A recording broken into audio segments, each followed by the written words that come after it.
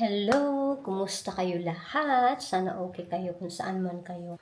Tatapusin ko muna itong aking ginagawa dahil October na ngayon. Tayong mga Filipino, di ba, September pa lang, nagde-decorate na tayo. Pero ako, medyo late na October na dahil nga sa sobrang busy. So, kahapon, nag-start akong mag-decorate. Kinuha ko yung aking, Christmas tree sa storage namin at nilagay ko siya. Pero nakalimutan kong dalhin yung mga Christmas ornaments. So, kanina umaga, inutusan ko si Mr. yung panganay namin na kunin nila yung mga ornaments para mailagay ko naman. Kasi parang nakakatamad no? Pag nag-start ka na tapos kulang-kulang pala yung mga kailangan mo, di ba? Hanggang sa maaabutan ka na lang ng katamaran. By the way, hindi ako magaling sa pag-decorate, kaya bear with me na lang kung ano yung nakikita nyo dyan na pagkaayos ko ay yan lang talaga ang kaya kong gawin. Kulang ako sa height kaya kailangan kong gumamit ng steps. Kunin ko muna. Ayan, ito ang gagamitin ko para hindi na ako mahihirapan maglagay ng ornaments dyan sa pinakataas.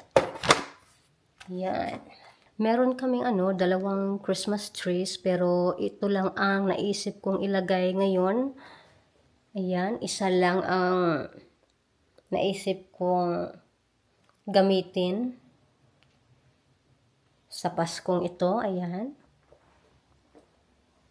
At nailagay ko na si Santa Claus dyan kahapon. At ngayon naman ay nailagay ko siya. Itong mga stockings. Kulang pa nga dahil syempre kailangan ko pa ng mga stockings sa mga aso namin. At ito yung aking mga Christmas ornaments na ginagamit ko para dito sa Christmas tree na ito. At yung iba namang ornaments ay nandun din sa ibang box para doon sa isang Christmas tree. Pero hindi ko ata yun kailangan dahil isang Christmas tree nga lang ang gusto kong gamitin for this year. Kaya I think okay na ito.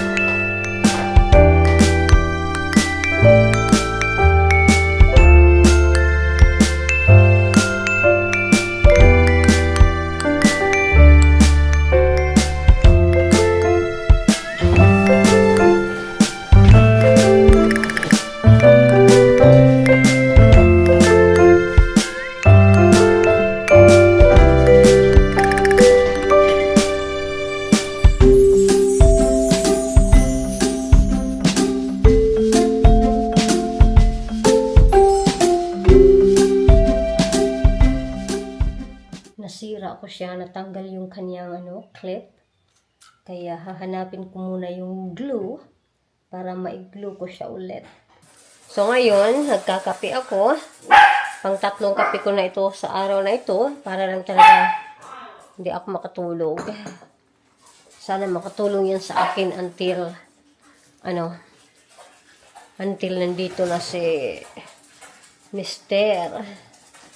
Hindi ko na kaya ang aking mga mata. Pipikit na talaga.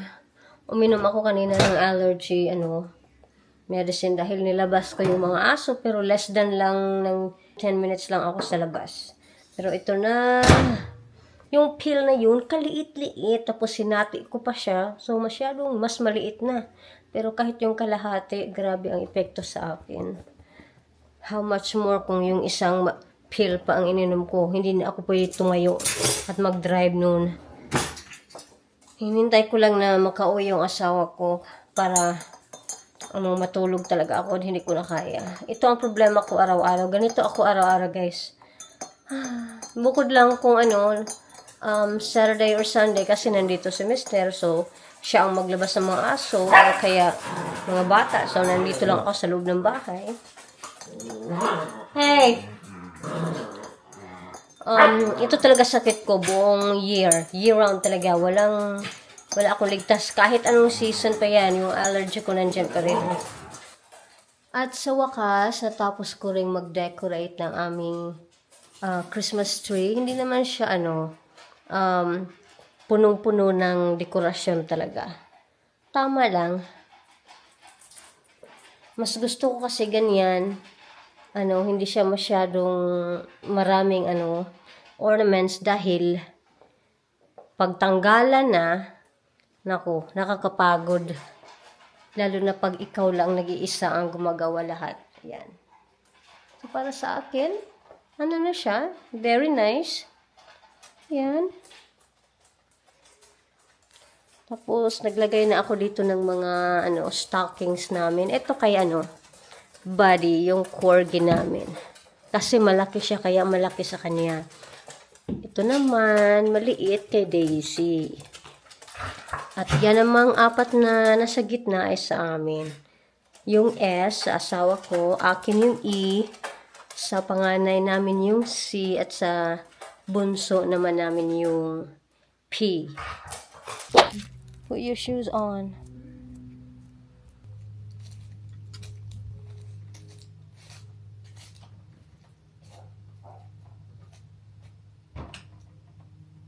Uy, Diyos ko, ang daming dahon. Ano ba yan? Sandali. Nahihirapan ako kasi nasa likod ng cooling system namin.